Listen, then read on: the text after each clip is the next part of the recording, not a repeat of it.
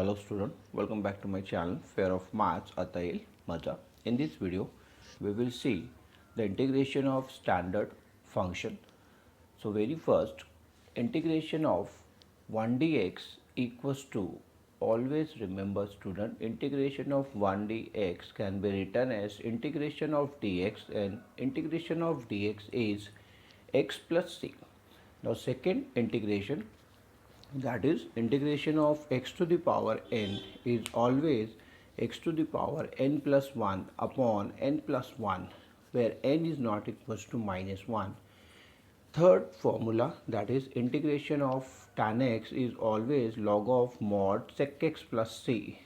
Number 4, integration of cot x equals to log of mod sin x plus c. Now next, integration of sec x is always log of mod sec x plus tan x plus c. Next, integration of cosec x equals to log of mod cosec x minus cot x plus c. Now remaining integration we can find with the help of derivative. Now student, see the derivative of sin x equals to cos x. As we know that the integration is the reverse process of derivative.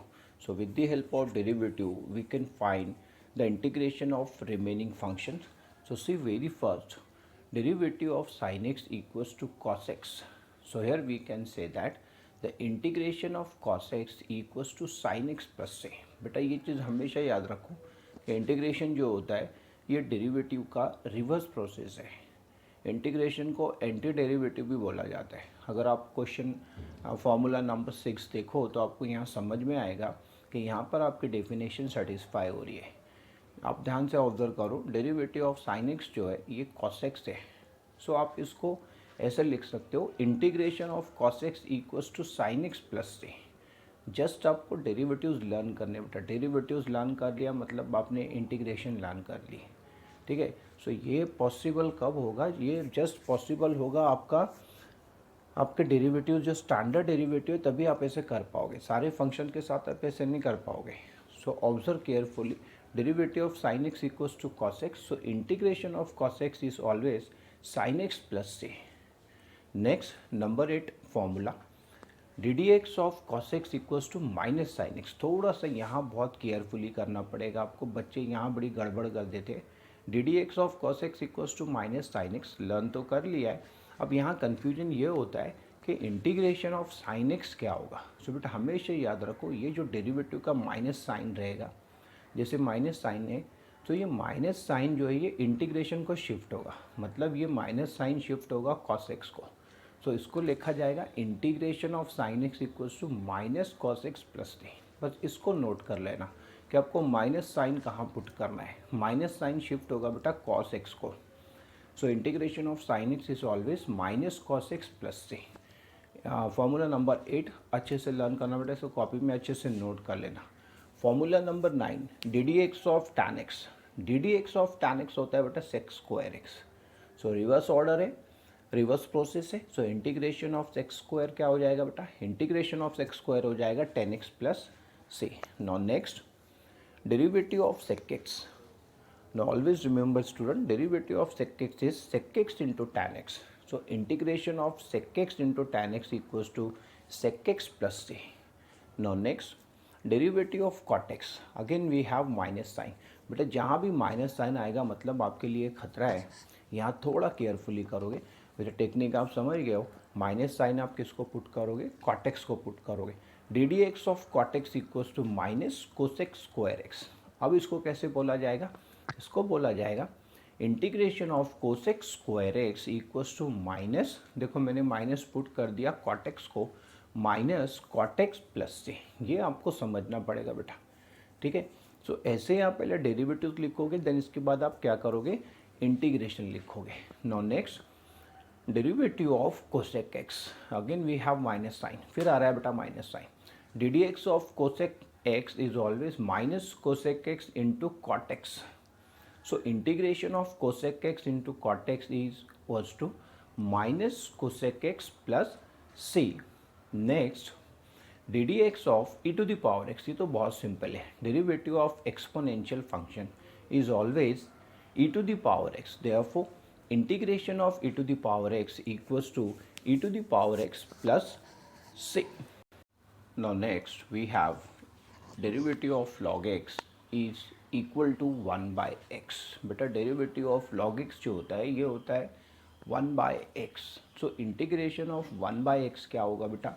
Integration of 1 bye x होगा log of mod x plus c. यहाँ थोड़ा सा आपको carefully करना पड़ेगा, mod x लगाना पड़ेगा बेटा, और सिंपली आप log ऑफ x भी लिखे तो चलेगा, लेकिन यहाँ पर हम लोग इंटीग्रेशन में क्या करते हैं, ये मॉड का साइन पुट करते हैं बेटा. ये मॉडुलस फंक्शन है, ठीक है. अगर हमारा कोई वैल्यू नेगेटिव आ गया तो मॉडुलस होने से होता क्या है, ये जो हमारा वैल्यू है ये पॉजिटिव हो जाएगा बेटा. तो इसको अच्छे से नोट करोगे, ये बहुत यूज़फुल फॉर्मूला है. आपके सिलेबस में आप देखोगे कि 1 अपॉन वाली क्वांटिटी जो भी रहेगी बेटा वो लॉग से सॉल्व होगी. ये हमेशा याद रखना, जो भी क्वांटिटी आपकी 1 अपॉन रहेगी इट मीन्स वहाँ पे लॉग आने वाला है, log of mod x plus T. ये याद रखोगे. मतलब आपका जो फॉर्मूला नंबर 14 है ये बहुत यूज़फुल फार्मूला है. इसको अच्छे से अपने कॉपी में नोट करो. नोट तो सभी को करोगे, लेकिन ऐसे जो फॉर्मूले जिसका बहुत यूज़ है उसको बस स्टार बना लोगे. जैसे 14 को आप स्टार बना लोगे, इसको मार्क कर लोगे. Now next, derivative of a to the power x, that is exponential function. ये सभी को पता है derivative of a to the power x क्या होता है. A to the power x is always a to the power x into log a. So integration of a to the power x equals to, थोड़ा सा टेढ़ा है क्योंकि यहाँ पर लॉग ए जो है बेटा ये कांस्टेंट है, इसको आप शिफ्ट कर दोगे डिनोमिनेटर में, ठीक है. सो लिखा कैसे जाएगा इसको, a to the power x integration of a to the power x equals to a to the power x upon log a plus C, ऐसे इसको लिखा जाएगा बेटा. थोड़ा इसको नोट कर लेना अच्छे से, क्योंकि हम लोग अभी डायरेक्टली डील कर रहे थे, अब थोड़ा सा आपको वेरिएशन करना है और ये चीज़ आना चाहिए. Now next, integration of composite function आ गया बेटा. यहाँ से फॉर्मूला नंबर 16 से थोड़ा अलर्ट होकर आपको करना पड़ेगा, क्योंकि ये सिंपली साइन एक्स फंक्शन नहीं है, ये सिंपल फंक्शन नहीं है बेटा, सिंपल ट्रिग्नोमेट्रिक फंक्शन नहीं है. इसको बोला जाता है composite function. Other than x है, ए एक्स प्लस बी आ गया, मतलब ये क्या आ गया, कंपोजिट फंक्शन आ गया. तो कंपोजिट फंक्शन में इंटीग्रेशन कैसे लिखा जाता है ये आपको समझना पड़ेगा. सो वेरी फर्स्ट आपको ये पता होना चाहिए कि इंटीग्रेशन ऑफ साइन एक्स क्या है. इंटीग्रेशन ऑफ साइन एक्स होता है माइनस कॉस एक्स, ठीक है. तो इसको लिखा ऐसे जाएगा, minus cos a x plus b. क्या लिखोगे, minus cos a x plus b upon derivative of, वो जो फंक्शन होता है बेटा डेरिवेटिव, इसको बोला जाता है इनर फंक्शन, है ना. तो take always derivative of inner function in the denominator. आपको करना क्या होता है, जो इनर फंक्शन होता है, जैसे यहाँ दिख रहा है इनर फंक्शन ए एक्स प्लस बी, इसका आपको डेरिवेटिव लेना है डिनोमिनेटर में, ठीक है. सो ये रूल है, आपके टेक्स्ट बुक में डायरेक्टली मेंशन किया है, minus a 1 upon a cos of a x plus b plus c. आया कहाँ से, मैंने आपको ये एक्सप्लेन किया है कि वो जो क्वांटिटी है इनर फंक्शन जो दिख रहा है बेटा, इसका डेरिवेटिव डिनोमिनेटर में लोगे so you will get 1 by a. क्यों, डेरिवेटिव ऑफ ए एक्स हो जाएगा a and derivative of b हो जाएगा बेटा 0. तो इसीलिए इसको लिखा जाएगा minus 1 by a cos of a x plus b plus C. Now next, अब देखो आपको अगर समझ गया इसका पैटर्न कि कंपोजिट फंक्शन का इंटीग्रेशन कैसा लिया जाता है, तो रिमेनिंग जो आपके फंक्शन है सेम आप उसके साथ भी ऐसे कर सकते हो. जैसे मैंने नेक्स्ट लिया है cos of a x plus b. अब क्या करोगे इस केस में, सबसे पहले तो आपको ये पता होना चाहिए बेटा कि इंटीग्रेशन ऑफ कॉस एक्स क्या है. इंटीग्रेशन ऑफ कॉस एक्स होता है साइन एक्स प्लस सी होता है. अच्छा, जनरली बच्चे सी नहीं लिखते बेटा, सी जो होता है ये कांस्टेंट ऑफ इंटीग्रेशन होता है, और यहीं से हमको पता चलता है कि हमारा इंटीग्रेशन जो है ये इनडेफिनाइट इंटीग्रल है. तो सी लगाना मस्ट है बेटा. सी अगर नहीं लगाओगे तो आपका फॉर्मूला और वो इंटीग्रेशन का मीनिंग चेंज हो जाएगा, ठीक है. तो सी ज़रूर से लगाए बेटा साथ में जब भी आप इंटीग्रेशन लगा रहे हो. So observe carefully, formula number 17, cos a x plus b equals to sine a x plus b. अब क्या करोगे, ये जो इनर फंक्शन है बेटा इसका डेरिवेटिव लोगे डिनोमिनेटर में, that is d D x of a x plus b plus C. Next step में आप लिख सकते हो इसको 1 by a sine of a x plus b plus c, ठीक है. तो मुझे यहाँ से एक चीज़ और समझ में आ रही है कि हर जगह पे 1/a 1/r है। सो आप इसको ऐसे बोल सकते हो 1 अपॉन कोएफिशिएंट ऑफ x, ऐसे भी आ सकता है 1 अपॉन कोएफिशिएंट ऑफ x, ये भी बोला जाएगा इसको। ठीक है, एक्चुअल आता कैसे आप उसको बहुत अच्छे से ऑब्जर्व करो बेटा।